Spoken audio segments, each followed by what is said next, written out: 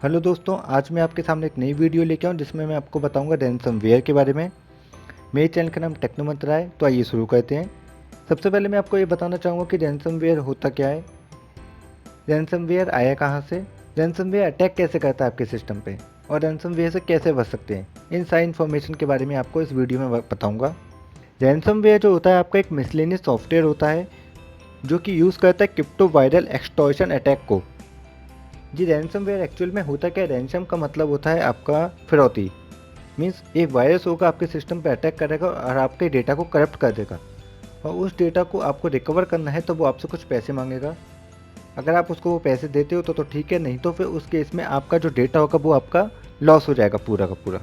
Ransomware जो होता है आपके सिस्टम के अंदर जितनी फाइल्स होती हैं उन सबको करप्ट कर देता है, और ये फाइल आपकी तब तक करप्ट रहती है जब तक आप जो रैनसमवेयर सॉफ्टवेयर है, जो रैनसमवेयर वायरस है, उसको आप कुछ पैसे, जो कुछ मनी आप अगर उसको पेमेंट नहीं करते हो, तब तक आपके सिस्टम की सारी फाइल्स करप्टेड रहेंगी। इस केस में जो रैनसमवेयर होता है वो आपको कुछ दिन का टाइम भी देता है कि इतने दिन के अंदर अगर आप पेमेंट कर देते हो तो ठीक है, नहीं तो हम आपकी सारी फाइल्स को करप्ट कर देंगे लाइफ टाइम के लिए। अब आपका डेटा जो है वो इम्पोर्टेंट है, तो उस केस में आप उस डेटा को लॉस भी नहीं कर सकते, उस डेटा को खो भी नहीं सकते, आप नई विंडो भी इंस्टॉल नहीं कर सकते हो, तो आपको उस केस में पेमेंट करना ही पड़ेगा। अब रैनसमवेयर जो होता है वो आपके सिस्टम की जो मास्टर फाइल टेबल होती है, मीन्स MFT, या फिर जो कंप्यूटर की हार्ड ड्राइव होती है, उसको वो एनक्रिप्ट कर देगा। हैकर जो होते हैं आपका रैनसमवेयर को अपलोड करने के लिए ट्रोजन का यूज़ करते हैं।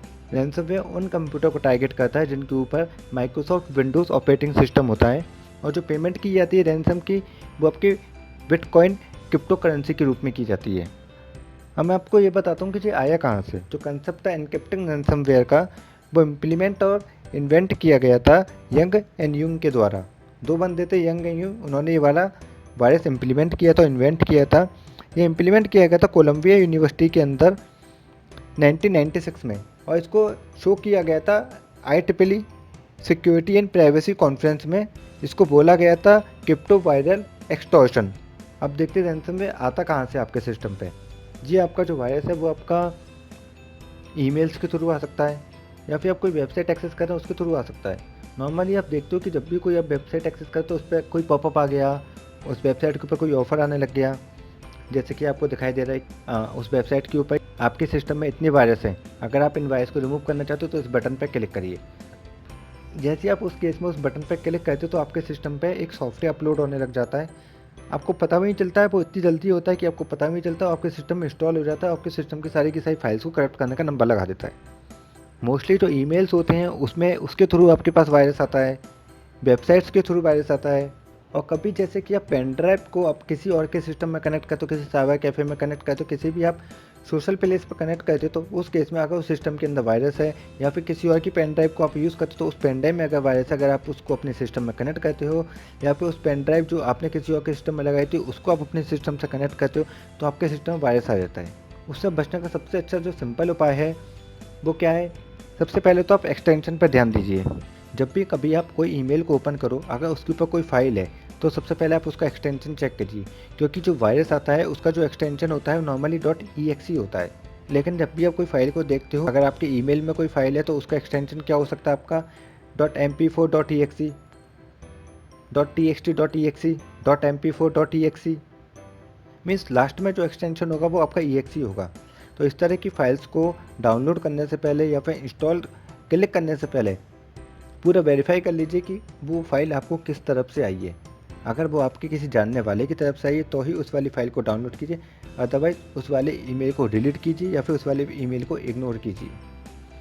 या फिर जब भी आप किसी वेबसाइट को ब्राउज करते हो तो आप देखते हो कि आपके पास काफ़ी सारे पॉपअप्स आते हैं, काफ़ी सारे प्रमोशंस के ऑफ़र आते हैं।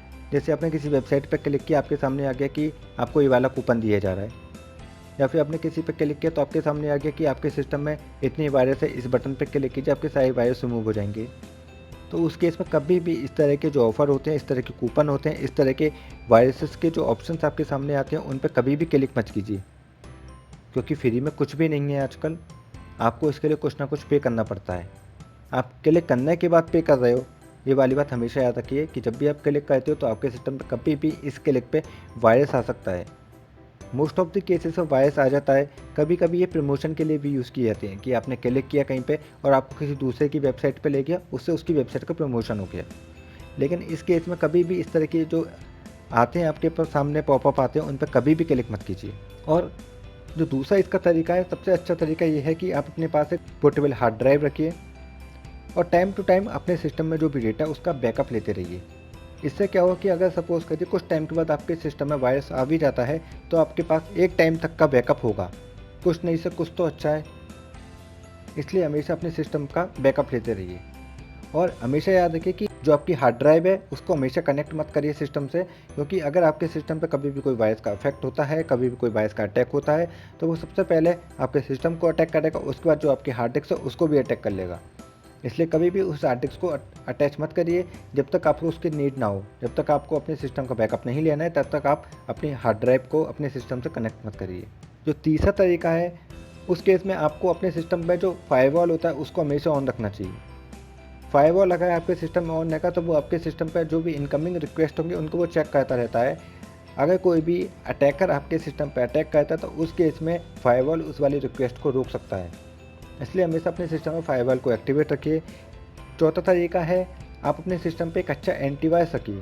एंटीवायरस जो होता है वो आपको है ना ब्राउज़र पर सिक्योरिटी प्रोवाइड करवाता है, इनकमिंग रिक्वेस्ट पर सिक्योरिटी प्रोवाइड करवाता है, डाउनलोडिंग पर सिक्योरिटी प्रोवाइड करता है। जब भी कोई आप फाइल ओपन करते हो, कोई वेबसाइट ओपन करते हो, कुछ भी ओपन करते हो, तो उस केस में आपका एंटीवायरस रन होता है और उसको चेक करता है उस वाली फाइल का कि अंदर जो कंटेंट है वो जेन्युइन है कि नहीं है। अगर वो जेन्युइन नहीं होता है वहीं पर उस वाली फाइल को करप्ट कर देता है या फिर इस वाली फाइल को वो रोक देता है।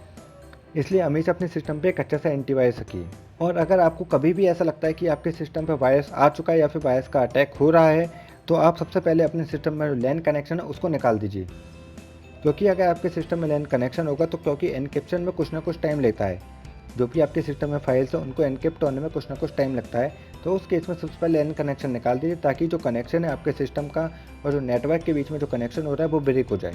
और अपने सिस्टम को कभी भी रिमोट से कनेक्ट मत कीजिए। अगर आपके रिमोट की जो आपके सिस्टम की जो सेटिंग है वो रिमोट एक्सेसिबल है, तो उसको आप डीएक्टिवेट कर दीजिए। अदरवाइज़ आपका सिस्टम अगर किसी दूसरे सिस्टम से कनेक्ट होगा तो उस वाले सिस्टम पे भी वायरस फैल सकता है। अगर आपका सिस्टम किसी नेटवर्क से कनेक्ट होगा तो उस वाले नेटवर्क में भी वायरस फैल सकता है। इसलिए इन सारी बातों का ध्यान रखिए। कभी भी अपने सिस्टम पे कोई भी unwanted email, unwanted activity, unwanted कुछ भी होता है तो आप उस समय तुरंत के तुरंत एक्शन लीजिए, नहीं तो आपको भी औरों की तरह से रैंसम मनी देना पड़ेगा। अगर आप इंडिया की बात करें तो इंडिया में अब तक 48,000 कंप्यूटर पर अटैक कर चुका है रैंसमवेयर। अगर आप ऑल ओवर वर्ल्ड की बात करें तो 150 कंट्रीज ऐसी हैं जो कि अभी तक रैंसमवेयर के अटैक में आ चुकी हैं। रैंसमवेयर एक बहुत ही ज़्यादा एडवांस है जो आपके सिस्टम की सारी फाइल को एनक्रिप्ट कर देगा। रैंसमवेयर एक्सटॉर्शन करता है, इसलिए इसका नाम जो रखा गया है क्रिप्टो वायरल एक्सटॉर्शन अटैक रखा गया है। इस वाली बात का सबसे ज़्यादा ध्यान रखिए कि कभी भी unwanted email, unwanted activity, unwanted popup, कुछ भी ऐसी चीज़ जो कि आपको फ्री में प्रोवाइड की जा रही है ऑनलाइन, तो प्लीज़ उसकी तरफ अट्रैक्ट मत होइए। खास ध्यान रखिए इस वाली बातों का, तो आप रैंसमवेयर के अटैक से काफ़ी हद तक बच सकते हैं। ओके दोस्तों, तो आज की वीडियो में इतना ही। अगर आपको मेरी वाली वीडियो पसंद आई तो प्लीज़ सब्सक्राइब बटन पर क्लिक कीजिए। उसके बाद में आपको एक घंटे का साइन दिखाई देगा, उस पर भी क्लिक कीजिए, ताकि जैसे मैं कोई वीडियो अपलोड करूं तो आपके पास तुरंत के तुरंत एक नोटिफिकेशन आ जाए। और अगर आपका कोई क्वेश्चन है, कोई आपको सजेशन देना है तो प्लीज़ कमेंट ज़रूर करिए। अगर आपका कोई क्वेश्चन होगा तो मैं उस पर रिप्लाई करूँगा। अगर आपको कोई सुझाव होगा तो उसको इम्प्लीमेंट करने की कोशिश करूँगा। अगर आपके दिमाग में कोई आइडिया है, आप चाहते हैं कि मैं उस टॉपिक के ऊपर वीडियो बनाऊँ, तो प्लीज़ उस टॉपिक को भी मेरे चैनल के ऊपर कमेंट कीजिए, ताकि मैं उसके ऊपर वीडियो बना सकूँ। ओके दोस्तों, तो आज की वीडियो में इतना ही। Thank you so much.